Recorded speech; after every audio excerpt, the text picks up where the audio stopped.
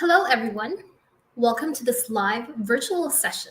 I'm Rachel Reynosa, Senior Editor at People Matters, and I will be your host for today. The modern day HR landscape is changing faster than ever, with remote work, shifting candidate expectations, and new challenges in employee engagement. Businesses are increasingly driven to transform the way they engage employees and retain the best talent. Amid all this, HR lies at the heart of change. Traditionally, human capital management had been focused on administrative tasks such as recruiting and payroll, often neglecting opportunities to engage employees for greater productivity. Continuing with our endeavor to provide actionable insights to our community, People Matters, in association with Sap Successfactors, presents this exclusive HR Spotlight series with exciting monthly webcast episodes. The first episode of the series is on the hybrid experience redesigned. I'm excited to welcome our panel of experts. Today, we have with us Joanne Lowe, Head of Human Resources Asia Pacific at Aspire Lifestyles. Joanne is a senior HR professional with MNC experience across the retail, education, hospitality, and aviation industries. Welcome, Joanne. Thank you, Rachel. We also have with us Sujay Bhat, HR Technology Strategy Advisor, Sap Successfactors. Sujay is an experienced leader with new business and account management experience in consulting, cloud, and SaaS-based IT services across India, the Philippines, Singapore, and China. Welcome, Sujay. Hello, Rachel. Thank you. We are going to have a quick reminder to our audiences today. You can post your questions during the session in the chat window. We will bring them up towards the end of the session for the audience Q&A. So keep posting those questions. Later in the session, we also have a presentation from our friend Arvind Chalvin, HR Transformation Specialist, SAP SuccessFactors. So stay tuned for that. Now, before we start our panel discussion, I do have a quick poll question for our attendees. I request everyone to go to www.menti.com and use the code that you see on the screen, 71392972, to participate. Now, the poll question is, when you think of hybrid workplace, what word comes to your mind? So we'll give this a few seconds.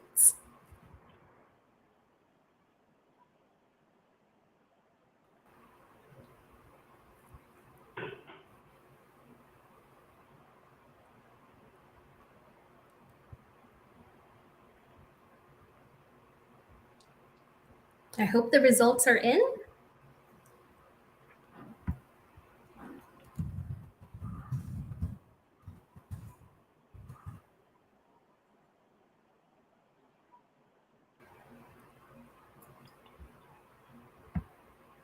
And there you have it, our word cloud for today. We have here productive, hard to manage the team, stressful Zoom, concentration, I guess, that one. So it's a mix of both like positive and negative ideas about the hybrid workplace. So we'll be tackling all those insights. Sujay, do you have any reflection here looking at the audience response? Yeah, so I think it is changing. That means more people are, typing as we speak. So that's a good thing. But, everything that is being fed in here actually is so relevant to hybrid work because it means different things to different people, different stakeholders in an organization. And that makes it ever so interesting on how to plan a structure to migrate to a hybrid working environment. And how do you manage experiences of all stakeholders just for some of the reasons that's listed there, right? How do you remove the stress out of it? How do you give access to information? How do you ensure that teams are productive? How do you optimize performance? So these are some of the areas that we would need to look into when you're planning about a hybrid migration to a hybrid working environment. And I think these are some of the areas that we'll be touching upon in today's conversation. So it's interesting, the word cloud is spot on. Thanks, Sujay. Now let's start with our discussion. The idea of hybrid work is more like an overarching concept with many different iterations, depending on the organization's industry, business and operating models, the corporate culture, and the needs and preferences of the workforce.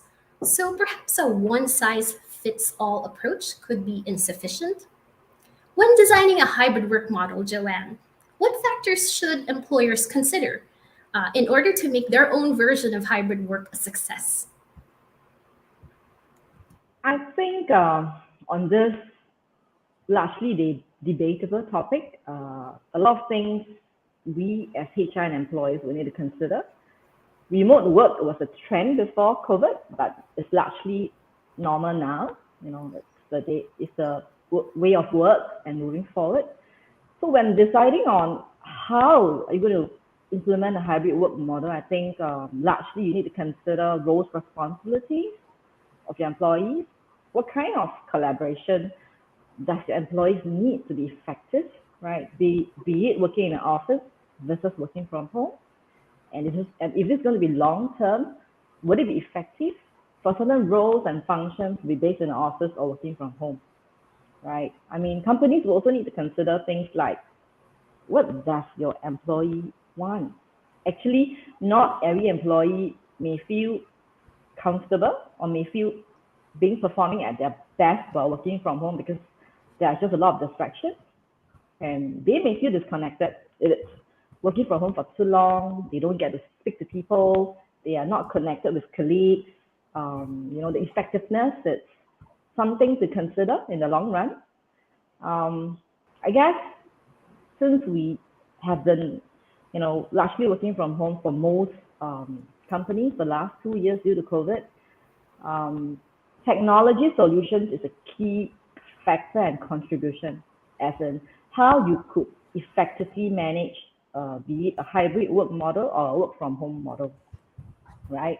I think the ability to ensure there's connectivity to employees, both in technology spaces, in a virtual environment, and also how do you ensure that data is secure while everybody's working from home, right? Collaboration tools are in place to make them effective. I think all these are a combination of factors that even I myself today we are considering on a day by day, week by week basis when we have to make decisions in response to the COVID situation. Thanks, Joanne. Sujay, Joanne mentioned connectivity and relying on tech solutions in order to connect employees in a work from home setup or a hybrid setup. How about you? What factors should employers consider when going hybrid? Yeah. So, just to add to what Joanne said, right? Today, when we're talking about a hybrid workforce, you know, there are certain sections of your employees who are still on site. Everyone doesn't have the luxury to be off site, right? There are certain critical roles, frontline roles that require you to be on site. So when organizations are looking at, a hybrid model, it's not that, it is by choice. It's what's happening around us. There is a lot of regulatory compliance issues also associated with health and safety. So, the hybrid model is here to stay. And today, what organizations are looking at is the flexibility of this model, and also to ensure that this model does not drastically affect productivity, right?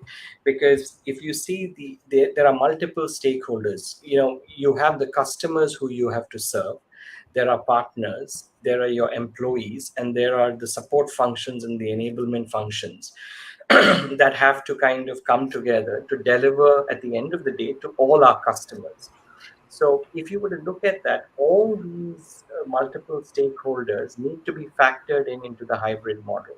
How do we serve one another? How do we serve our customers? And the underlying fact remains is that today, whether you're in the industry of goods and services or professional services, you will have to focus on access to information and access to data and access to processes for people who are both on site and off site. Because if you take a process from start to finish, there could be certain components that are performed by people who are on site, and there are certain components who are performed by people who are off site. So the tag has to happen now in a virtual, digital, and flexible environment. So yes, execution tools and technology becomes critical.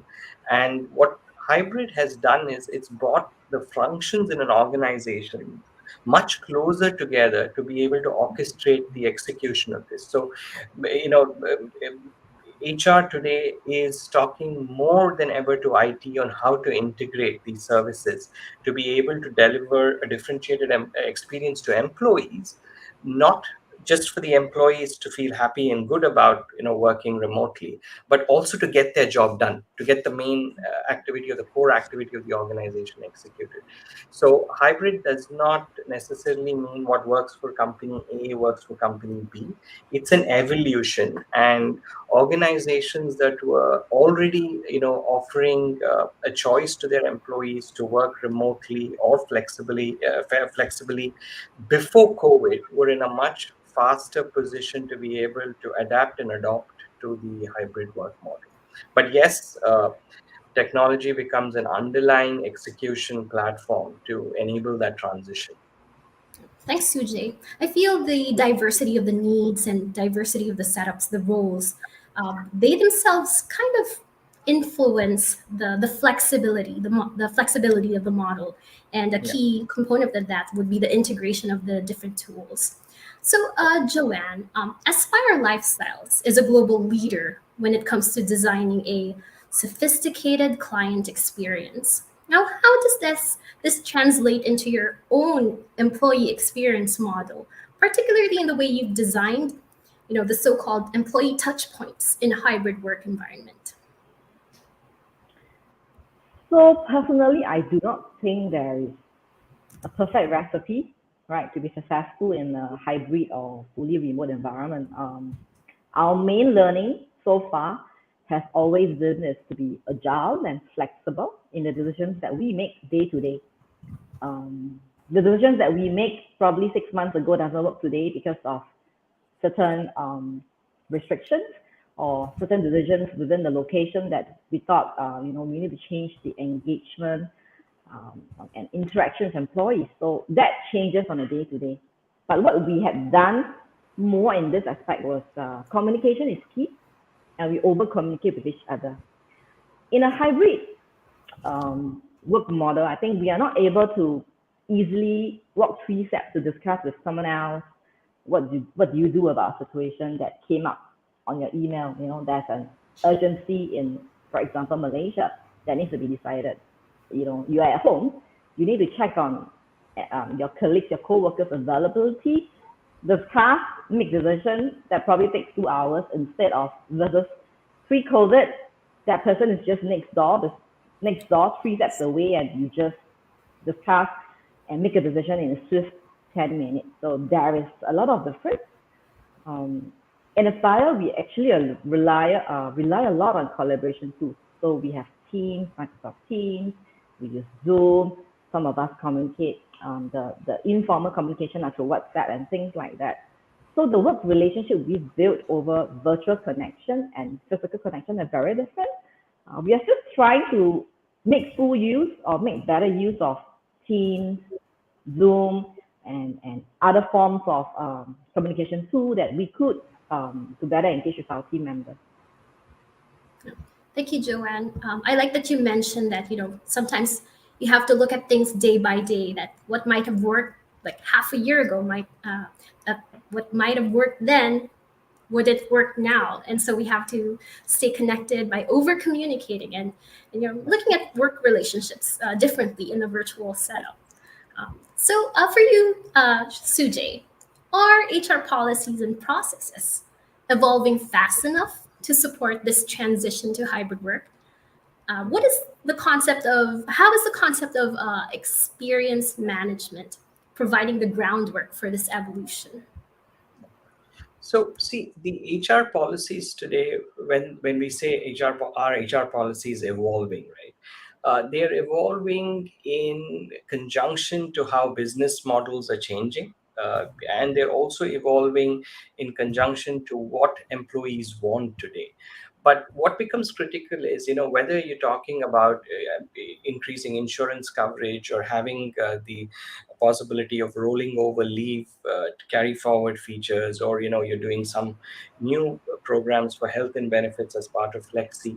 All these HR policies need certain decision points and insights to be able to develop a case for them, right?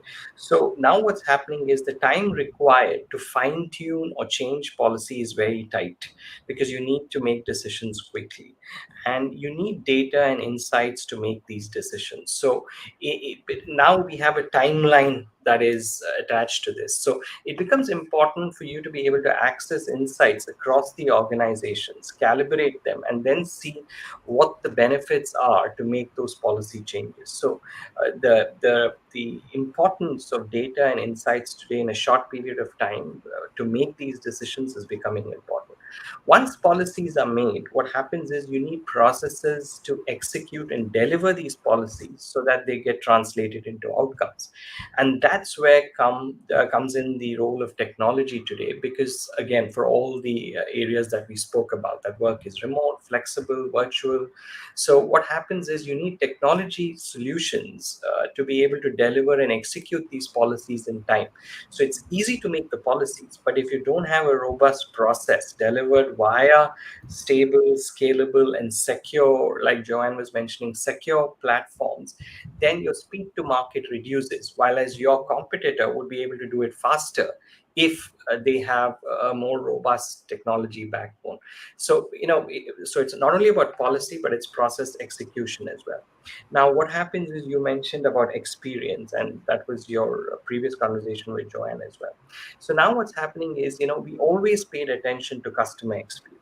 How would a customer visualize this process? What are the touch points? Today organizations are realizing that the same amount of detail needs to be provided even for internal customers or employees. So today the workflows are being looked at from an experience point of view, from a design thinking methodology, saying what are the touch points which are important to an employee while transacting a certain HR activity or an HR task. What are the touch points? What are the failure points? What are the points that are dependent on technology? And how do we make this experience differentiated for all the right reasons that you were mentioning and Joanne was mentioning, that you cannot walk to somebody who's sitting 3 rows away from you and have a chat with them. So how do you make that experience today a lot more conducive and satisfying for the employee? Because think of it this way, we all are sitting at homes today, and just imagine what would have happened to me if my laptop stopped working 3 hours before this. I cannot call IT home. I cannot, just take my laptop to the IT department and get a standby. It would be a frantic situation. So how do you deal with these? How do you provide tech support? How do you provide HR ticketing systems for a family emergency, for an insurance claim? So that experience has to be kept in mind from moments that matter, and that has to translate into how you deliver these policies to your employees. So Thanks, experience Sujay. management will be very critical today. I would suggest that you mentioned moments that matter. I think for me, it's almost synonymous to the whole concept of employee experience as well, because how do you step up for your employees when they need you the most? So thank you for Yeah. that, Sujay. Following up on that question, Joanne, what are some of the HR policies and processes you've optimized for Aspire lifestyles alongside the shift to hybrid work? In a spa lifestyle, even before COVID, we had tried to use a lot of implement or introduce HR tech to improve the processes. So we use a SaaS application to administer pre-employment tests to prospective employees or candidates quickly, and this actually cuts down a lot of manual processing time. It cuts down a lot of time wasted on calling, communicating emails to candidates by our recruiter, and therefore the recruiter is able to be maximized in terms of you know dealing with more countries, dealing with more roles than just dealing with 2 or 3 roles versus using a manual process. So that is something that we are very happy that we've implemented this even before the onset of COVID, right? But when COVID kicked in, it just tells us that this was the right decision to go on tech, to go on cutting down processes, manual processes, using technology to support the team, and therefore enabling our team to be more effective. That's one. I think a very key perspective is, that both of you have mentioned earlier on employee experience, right? Employee experience pre-COVID and post-COVID, onset of COVID, even now is very different. It's easy for us to say, okay, you have this onboarding process for your new hires, they are in office, everybody's here to help them, to coordinate with them. When we move onboarding online, and everybody is working from home on the onset of COVID, this changed the whole perspective. This changed the way how HR, IT, as well as the hiring managers will need to coordinate tightly on information flow, touch points, on what stage, who to do what, on when it's day -10, what does HR need to do? We need to inform IT, we need to inform certain departments, to do the preparation for onboarding of new hires. Day -5, there should be a communication to this new hires, right? You can expect welcome email. What will you do on day 1? What can you expect on day -1 or day 0? Things like that. So internally, the team, both IT, HR, and the business, we had to learn very quickly to adapt, all right, to this new way of working.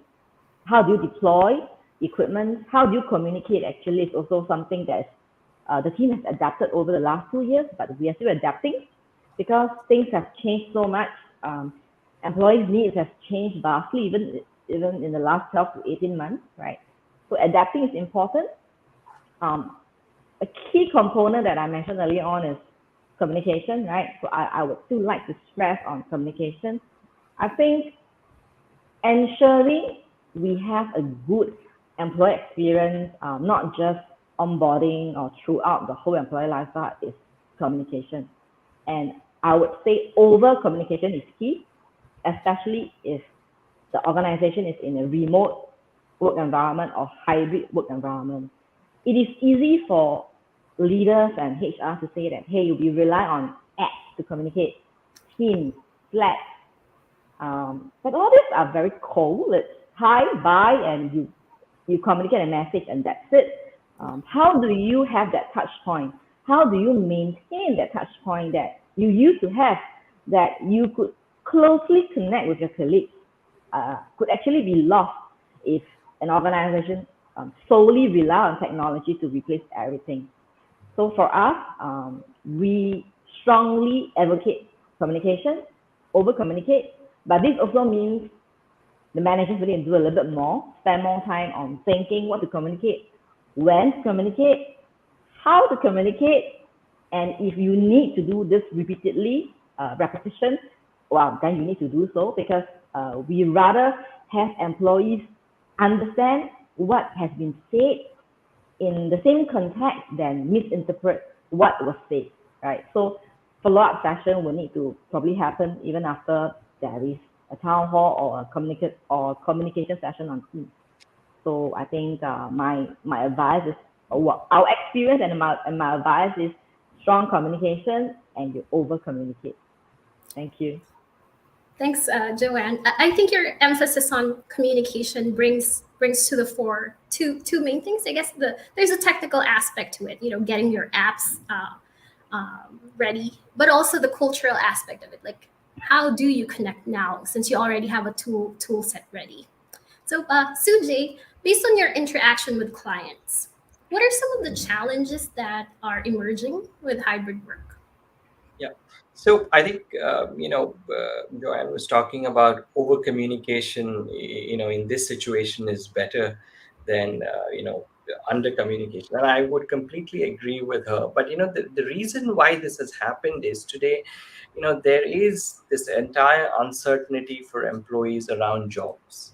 There is uncertainty about what direction the organization is going to take. And if you look at the middle, if you divide the organization, right, the leadership team is pretty much aware of what's happening, what is the course the organization is taking. But it is the employee population below the leadership team who don't have access to this information or privy to this information. So what happens is, when you don't know, you start assuming, and that's when there's a certain amount of uncertainty that creeps in. And today, we are at home, so that presenteeism culture, I'm present in office, I know office grapevine, that has disappeared, right? So we are sitting at home today, so there's only so much I can get to know. So there's this continuous fear of missing out because I'm not in the thick of the action. And these are the things that make the need for over communication important, because otherwise what happens is, there is a toll it will take on employee engagement, as well as the health and well-being of employees, getting overly worried about, oh, is my job going to be there or not? Is somebody behind my back doing something that I'm not aware of? I don't know. My manager speaks to somebody else more than he speaks to me, or she speaks to me. You start going into a tangent, and that's the reason we've also seen a lot of our clients starting to have conversations with managers to have regular check-ins with their employees, not about productivity and performance. Yes, that is there, but just check in with their employees to check how they're feeling, what are they thinking, what are some of their challenges, just to be there for them, because that becomes critical. And even at SAP, we do this very often, in fact, check in to see what's happening, town hall communication, open forums with leaders to understand what are the nuances and what are the changes being planned at an organization level. Apart from this, Joanne mentioned about, it is business as usual. Still, we need to go on with life. Work has to happen. Customers need to be served. New employees have to be hired. So if there are challenges around recruiting, onboarding. We are faced with the Great Resignation, because it comes as a surprise. We would think that everybody wants to hold on to their job, but now there seem to be more opportunities than ever, and organizations are now in a race to differentiate themselves based on employee experience. So the challenges are multiple, but it all stems deeply into, what are employees feeling? What are employees thinking? Do they feel that the organization is there for them?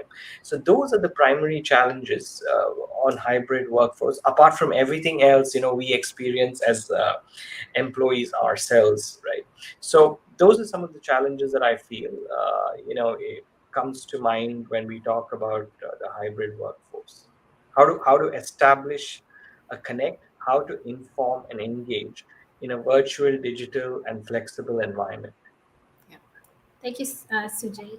We've come to my last question for this discussion, and it's for both Joanne and Sujay. What are those critical elements and options you would recommend to HR leaders whose organizations are still figuring out how to design and implement hybrid work? Let's start with Joanne. um, my answer would be really short and sweet. I think, based on experience in the last 2.5 years, it is key to understand what works best for your organization. There is actually no perfect recipe.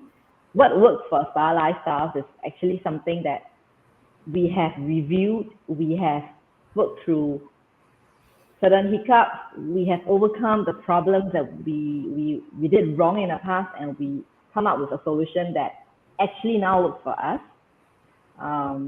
So listening to employees, like what Sujay has mentioned earlier on, is actually important.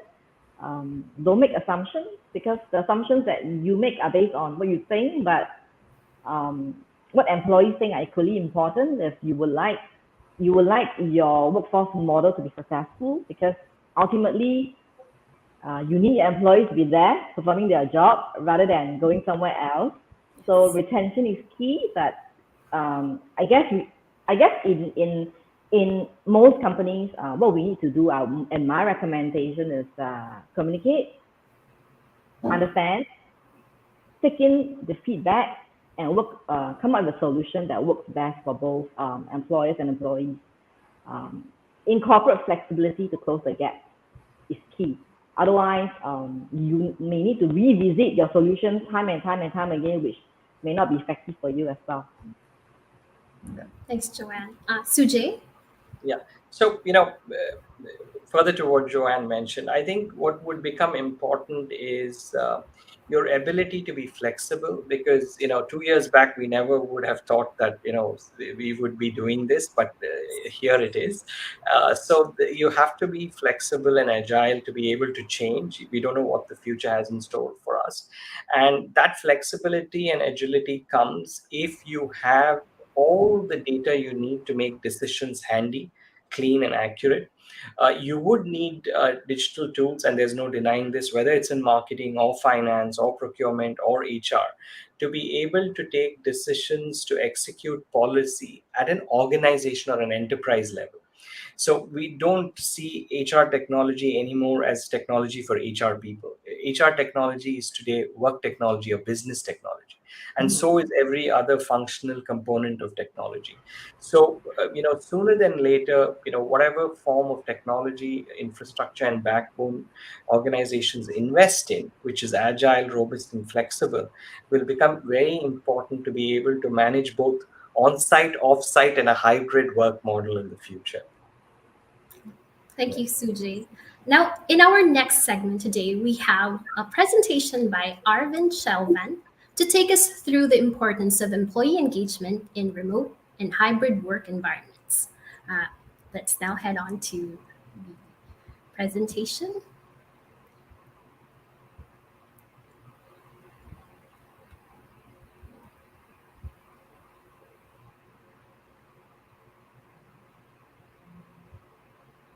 Everyone, hope you're staying safe and making sure that you've got yourself vaccinated. As we are all aware, COVID has changed the way we work, from where and when we work to how we work. This has impacted the experience of all of us, but the greatest impact to experience are the digital tools and processes that enables us to be the best version of ourselves. Over the last 2 years, the pandemic exposed weaknesses in our systems and processes, but it also shed light on the fact that we can do better. After all, digital transformation is about continuous improvement, and it requires a workforce that is agile and open to continually improving themselves through ongoing learning and growth. In other words, how do we make sure we can excel when it comes to hybrid working environment? A recent study of nearly 1,500 full-time employees around the world found that 3/4 of workers are more motivated to improve their technical or professional skills as a result of the evolving changes and challenges brought on by the pandemic. And 2/3 of employees believe they will need to learn new skills for their current role or as a preparation for the future. Bottom line, in today's changing world of work, employees expect better experiences, especially when it comes to their learning, development, and growth. With SAP SuccessFactors solutions, you can deliver individualized experiences that keep employees engaged, productive, and connected at every step in their journey. You can provide each employee with an intuitive, personalized digital workplace that optimizes their learning and working experience within a single entry point.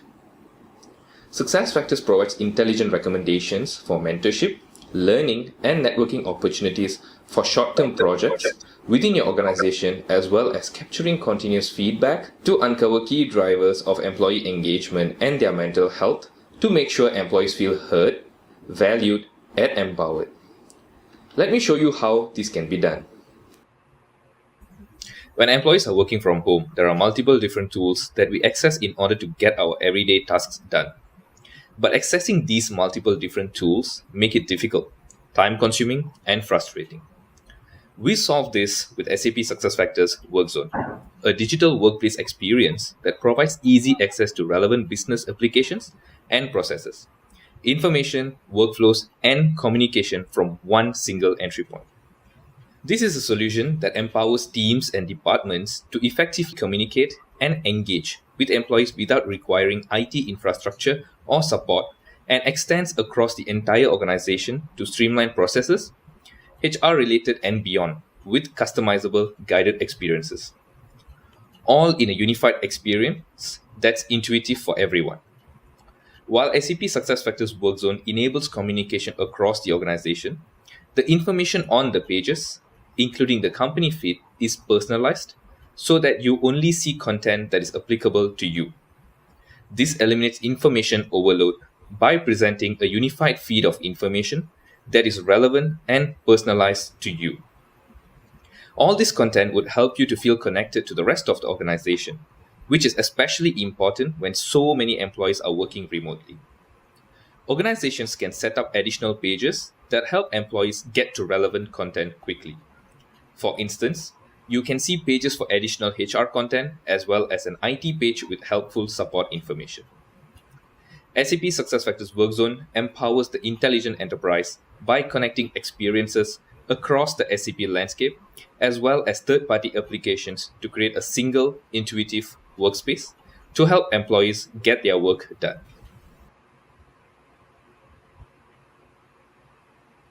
As Workzone simplifies accessing applications for me, I can access my opportunity marketplace to uncover the variety of opportunities that have been selected just for me.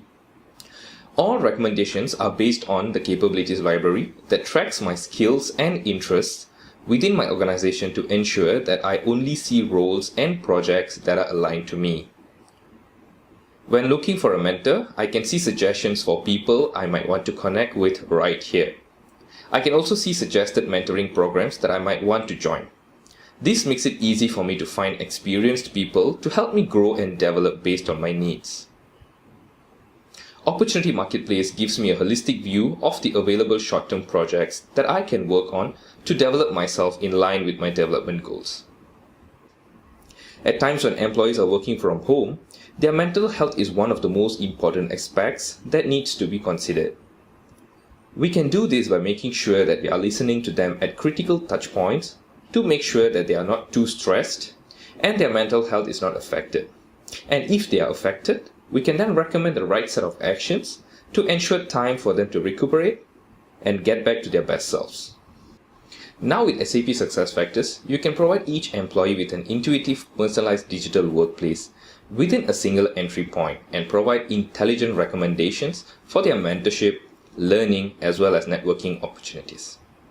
Not forgetting the capability to continuously listen to your employees, to be able to capture continuous feedback to uncover key drivers of employee engagement and their mental health. This is to ensure that employees feel heard, valued, and empowered. Thank you. We would like to thank Arvind Chalvan of SAP SuccessFactors for his insights. Now I can see we are getting a lot of questions from the audience. Let me take the first question now. So our first question is, how can we measure performance in a hybrid environment? Joanne, would you like to take the question? I guess for us, measuring performance has not changed too drastically between pre-COVID and post-COVID when it's a hybrid work environment. All employees, we use success factors as a system. So performance management is under a system, and everybody set smart goals, right? Goals that are measurable, be it whether you're working in an office or working from home. I guess the real issue about employees worrying about probably how performance will be measured in a hybrid environment is you don't have that physical connection with your manager. Your manager, I would think that the employee might feel that the manager doesn't know how much he or she is working on, and therefore there's this fear factor. Again, I go back to what I said earlier. Communication and over communication is not just from a manager's point of view, but from an individual employee point of view, right? If you are now in a hybrid work model, remote, I think it would be great for you to set up weekly catch-ups with your manager, to update work progress, to talk about challenges, and that should be initiated from employee, right, not the manager, because your manager could have 10 or 20 direct reports. The focus won't always be on you on a day-to-day basis. So on a need basis, you need to be proactive in ensure the engagement is there. You get, well, not FaceTime, but you get talking time. That is your time, so that you could express your concerns. You could connect with your manager. You could discuss about challenges. You can talk about career progression. You could talk about your fear. You could discuss about personal things that could impact your performance as well. So those are moments that, individuals, employees, I would advise that you need to start doing this. If you have not been doing this, this would help. All right. Yeah. Hope that answers. Thank you, Joanne. Now, our next audience question is, how can employers guarantee the smooth implementation of this is actually a form of hybrid work, but even more flexible, a choose where you work model? Sujay, would you like to take the question on? Yeah, thanks, Rachel. So just before I get into that question, just to add to what Joanne said on the previous performance management, right? So it becomes very important to have those continuous conversations, because if you do performance, half yearly or annually, your human memory is short term, right?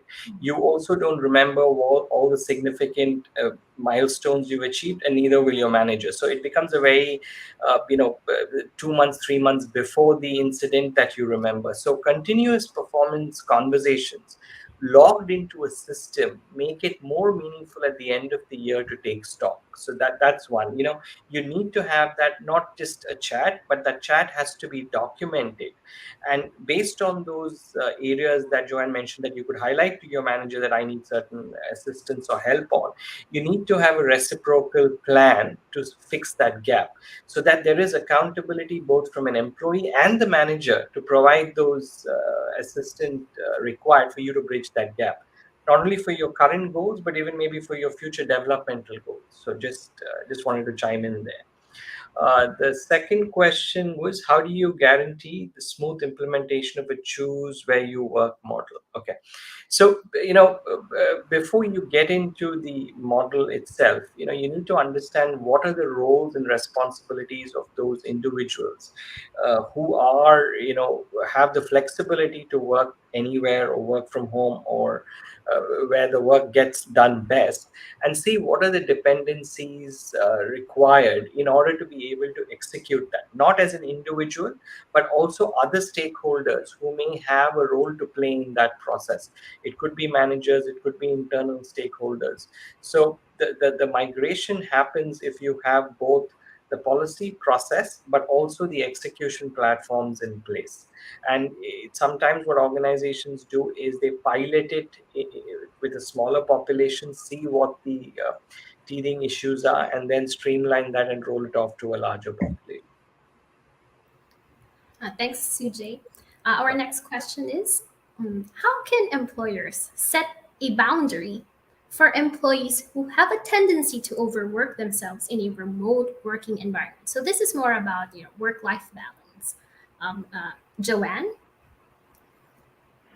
I guess this is quite to my heart, because at the onset of pandemic, everybody would agree that I think the most hard, I wouldn't say hardworking, but the function that has to do the most planning when pandemic hits.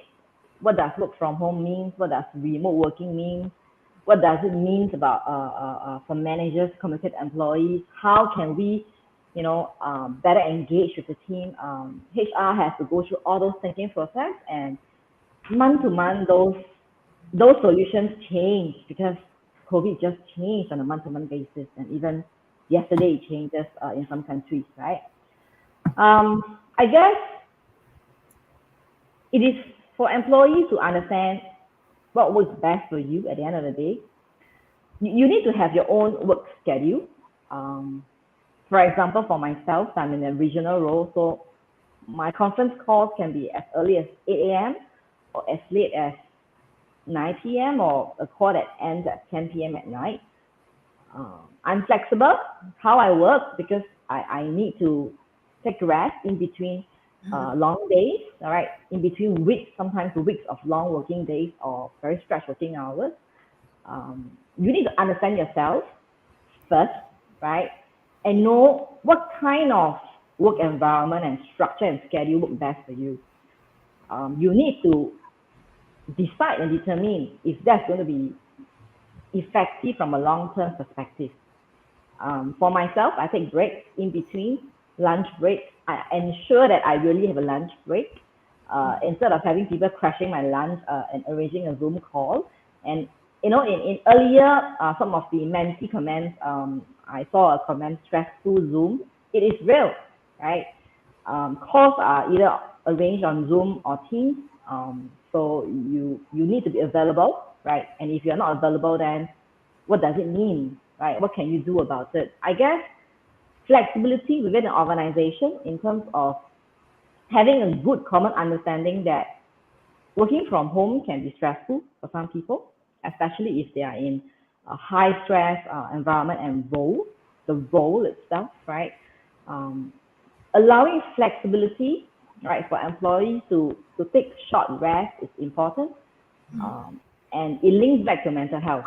Um, I'm not sure, if all of us who are based in Singapore have seen the news yesterday.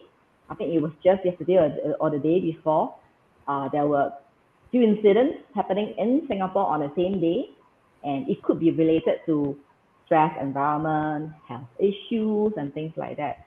So again, linking from your work and stressful environment to your mental health, what employees probably could do to help your employers, what employers could do to help your employees is offer extended solutions. So for us, we offer EAP, Employee Assistance Program. For employees, it's a confidential approach. They could call the helpline, speak to a professional counselor. They will not be identified, but we wouldn't know who has used the hotline, who has seek for help. It's really an extended support, all right, professional support to the employees.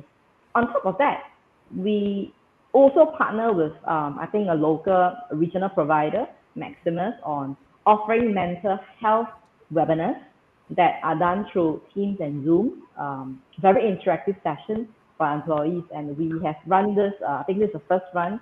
We have done 3 sessions, different topics. We ask our employees actually, what are the topics that you think you would like to hear from the professional? And we kind of like curate them with Maximus, and we deliver the program. It is still ongoing. I think the session is quite well received. We would probably run this for the next 9 months throughout 2022, so that there is this another pair of hands that could help employees to help them, calm themselves down when they are stressful environment. Listen to a third party rather than HR on managing your personal mental wellness. I think that works better. So that would be my recommendation. Thank you, Joanne. Now, our last audience question is about what advice you would give to employers who want to offer a good working experience, but their budget for perks may be limited. Sujay? Okay, so I think good working experience is relative, and budget is also relative, right? So the simplest and easiest thing that you could do is like Joanne said, have ample communication. I'm a firm believer of managerial effectiveness, right? Because HR can't do everything to everyone, right? So at the end of the day, managers, in a large extent, influence their teams. Even to the previous question of people trying to overwork, it becomes very critical to understand the effectiveness of managers and coach managers to deal with all these implications, because even they're not used to it. These are unprecedented times. So managerial effectiveness is important on managing their teams. Try and see whatever kind of technology you can get to be able to do critical elements such as listening to employees more often, understanding the why something is happening. So if their employees are overworking, or they're working for 10 hours, 12 hours a day, it becomes important to understand why anonymously. Is it the constituents of the work? Is it the customer whose expectations lead to you working overtime? Or is it the fact that you're overloaded? What is the why? And then maybe you could solve for the why. So minor things like this: communication, managerial effectiveness. And last thing is that you don't need to invest large chunks in huge technology platforms, but you can start where it is most important to you, or where the impact is maximum. So you don't need to buy an end-to-end enterprise suite, but you have the flexibility of starting small and then growing that out as your needs change, or as you see value emerging, and you can pan that out. Because what happens is, Joanne was mentioning about so many policies that are there today for employees to access for situations of health and well-being, mental awareness, physical needs. But it's very important to provide all this to employees in a place where it's easy for them to understand that these are available, and access it and consume it.